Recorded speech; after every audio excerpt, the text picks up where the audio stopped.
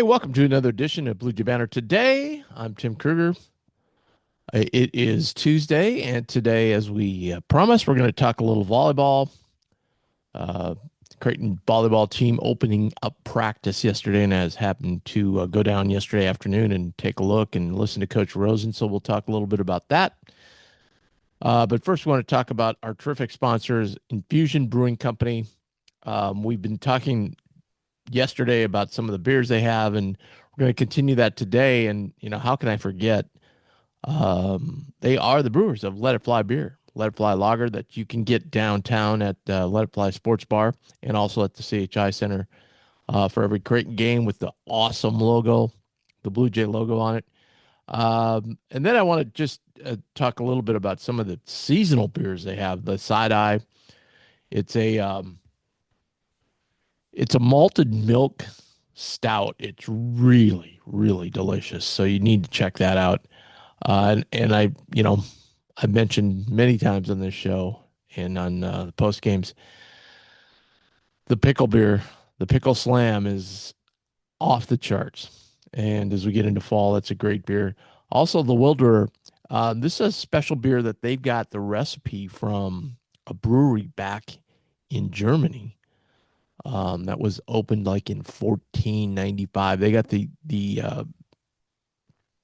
recipe from them, and they allowed them to brew the beer and also use the design that this brewery had on the can. And it is also a stout, and it is really good. It's really a softer stout. Like if maybe you think Guinness is a little too overbearing, this is much of a softer flavor, but outstanding as well. So check them all out. Go to their tasting room. You can try all the beers out at Infusion Brewing Company in Southwest Omaha. Tell all the crew over there, Ryan and everybody, hello, and that Blue Jay banner sent you, because they will really appreciate it. As we said, we'll have some various events and so forth this year again at Infusion. All right, let's jump into volleyball. Obviously, big changeover.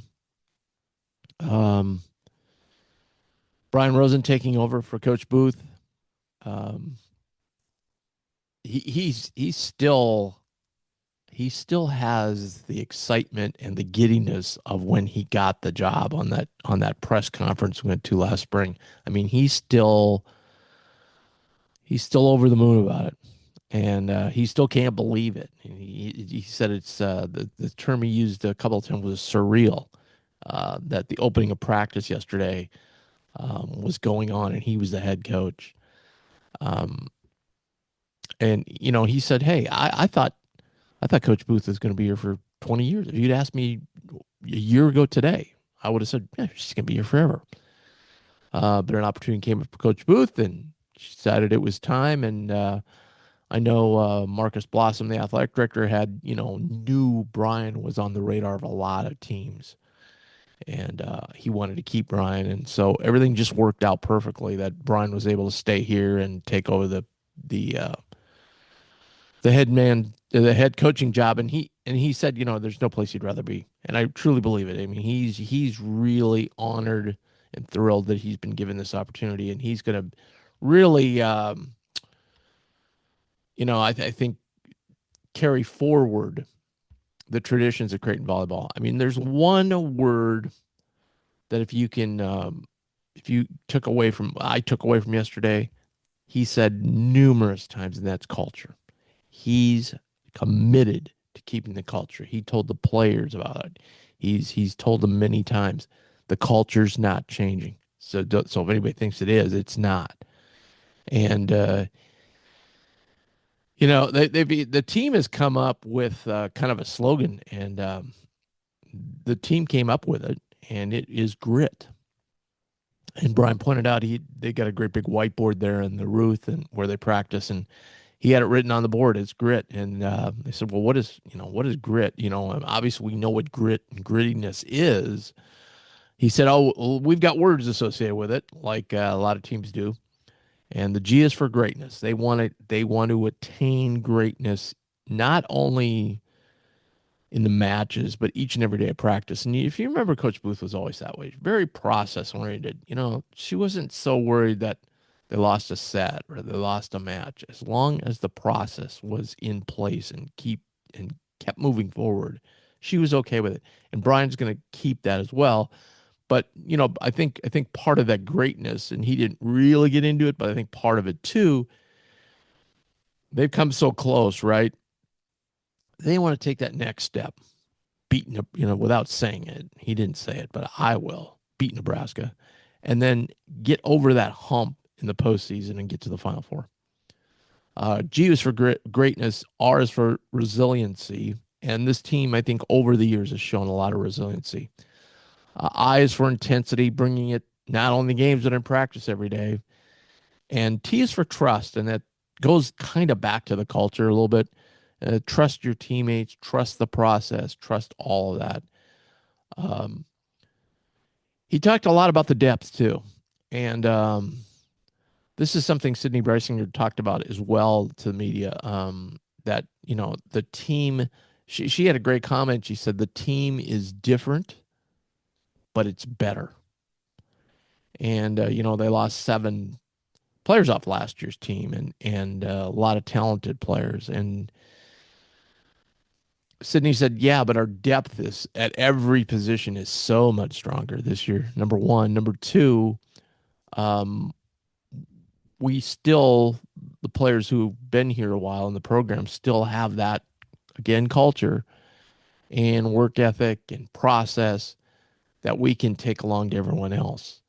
Um, so you really got a sense when you walked away yesterday that A, things are in good hands, and who didn't think it wouldn't be that way, and B, that this team really understands the seismic shift from going from Coach Booth to another coach, and that they're handling it really, really well and know where they're headed. And Brian's already kind of put his stamp on there.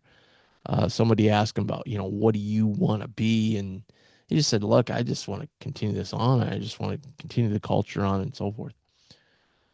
Uh, Ava Martin spoke. She talked a little bit about the under 23 championship they just won in Pan American, and she's like, yeah, it was the coolest experience of my life. Just she said, I learned so much. I learned that there's maybe some different ways to do things, and I learned from other players. And she goes, in the end, she goes, I walked away with a gold medal. That's pretty cool, which it is. Um, Brian also talked back about, I think, keeping it the same. As much as he wants to put his stamp on the program and so on and so forth, he wants to keep everything the same. And both Sydney and Ava both said that too, that things are the same. That pretty much the processes, the day to day, there's a lot of things that are the same. I mean, obviously, Brian's different than Coach Booth, but a lot of things the same. And I said you felt an intensity in the practice and a purpose in the practice too. That's something I always tell people when I go to basketball practices. It's you can really you know that they've drawn out these practices, set them up a certain way to get certain things accomplished each and every day, and you can just see that purpose. Kind of what gets in my mind everything this time of year is when the NFL has the training camps, and I just always think, wow, what an daunting task of setting up a training camp schedule and practice, and to get things done and to get you where you want to go, and not to work on too many of the same things, and to cover each and every detail, and yet work it into a time frame and what it must be. And that's kind of the sense I got away from volleyball yesterday, that Brian just has this organized so well. He spoke a little bit about incorporating the new players, and the one player they kind of talked a little bit about. Let me get her name here. Oh yeah, Anna Lee Motter from a transfer from California, and she's she's a European player. who spent a lot of time over here in the States. Um, you know, she's played on a lot of different teams. She played on the national team for Switzerland, where she's from, and she's been away from home a lot, so she's very mature. But Brian spoke about her too, that he's pretty amazed at, because she was not here. She was the one player that wasn't here for the you know preseason workouts and so forth, and so she came in the summer, and they had to get her up to speed on a lot of the uh, systems and so forth that they use. And he said that it's been amazing how much she's not only grasped that, but boy, she really is a leader. And she's a transfer, obviously, from Cal, and a senior this year, but she's really taken over a leadership role. And he talked about, because people said, "Hey, you lost some real leaders off last year's team," and they said, "Yeah, but there are." It's really cool because not only she came and became a leader, but people like Ava and others, they all lead in a little bit different way. So he goes, it's really cool to see. And I think too, the other thing you're always struck with when you go to a practice of volleyball is very similar to basketball, that the culture just keeps moving up and breeding up, and goes from the senior players and junior players to the sophomores to the freshmen, and then they carry it on the next year, and it just keeps going. And that's what you want in any sports program in college, is to continue that, even though the roster flips over year after year after year after year. And I think that that's uh, so evident when you're there, that everybody comes out and practice and they just know what to do, and they know how it's going to go, and they know what's expected of them. They were actually working in both buildings, both at the Ruth and over at the Sokol. They were doing some.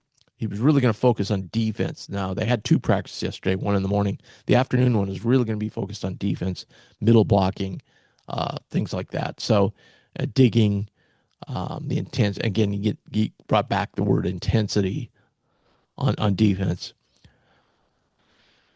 Inevitably, what came up too was this juggernaut of a schedule. Coach Booth has always scheduled very, very, very tough in the non-conference, because she knew that the Big East doesn't offer a lot of opportunities, and that's the one thing I always worry about, and I wonder how much that hamstrings the Jays when they do get into postseason. Is, other than Marquette and maybe one or two other matches, they really weren't all that challenged at an extremely high level. Not like the Big Ten, where you go through a juggernaut, especially since they've added like UCLA, USC, Oregon, go through a juggernaut of matches week after week after week. ACC has a little bit of that. Southwest Conference, or Southwest Conference, SEC has a little bit of that. But this schedule is unbelievable. And Coach Rosen said, he goes, we're probably going to play at the top, right off the get go, we're going to play the 1 and 2 teams in the country. And then he goes, then, later on, we're going to play the number 3 team. And he was referring to Nebraska. So they're going to play the top 3 teams in the country. They're kicking it right off with the defending national champion, Penn State. And he told an interesting story that it wasn't meant to be that way. They had a team drop out of the tournament, that initial tournament, and he got the call, and they said, "Hey, would you like to open up? How would you feel about opening up against Penn State?" And Brian's like, "Sure, why not?" And they said it's kind of interesting that, full circle back, like, Penn State beat them uh, in the last match of last year for the Jays, and now they get to open up with them right away. Um, and they always talk about, well, how much is there really revenge and so forth, but it's a different team, so it's not the same deal. Uh, but a juggernaut of a schedule, as I said: Penn State, Louisville, USC, Nebraska, Kansas, on and on and on. Really going to be challenged right out the gate. So we're kind of going to get a sense, and I think it's good for these players to know and I know Coach Booth always spoke about this too, that she wants them to know what the highest level is here in college volleyball. Okay, this is the highest level. So now we can measure ourselves. Now we've got, the rest of the non-con and into the season um, to reach that level. And, you know, obviously the number one goal is to keep winning Big East titles. We hope that someday the Big East is much a deeper volleyball conference, and maybe the new NIL structuring will allow that.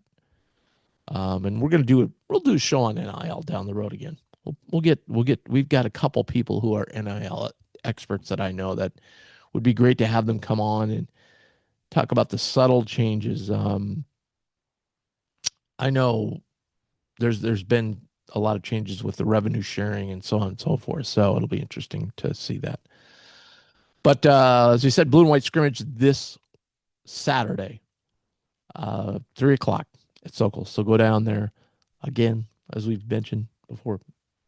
A lot of traffic, a lot of construction down there, so traffic could be a little crazy. So give yourself a little extra time to get down there and get parked and so forth. Things are coming along though. They've got those lots pretty much done on the west and southwest side of the soccer stadiums now, so it's coming along. But some of the street parking you used to be able to have has gone away because of the softball field very nearing completion and the baseball practice field that's just getting underway. So, but it is kind of cool to see. As we mentioned each and every time, make sure you hit that subscribe button. It helps us out so much. Hit the like button and make sure and share this with other Jays fans as it comes up. Hit that subscribe button. You'll be able to tell when we've downloaded each episode each morning. We're going to do some live episodes and as well coming up. So in the morning, hey, grab yourself a cup of coffee, join me, and we'll discuss Blue Jay athletics tomorrow. As we mentioned early in the week, we've got, like I said, a stack of stuff that has come through since the last sports season. So we're kind of going to go through a lot of those, clean off your desk a little bit tomorrow.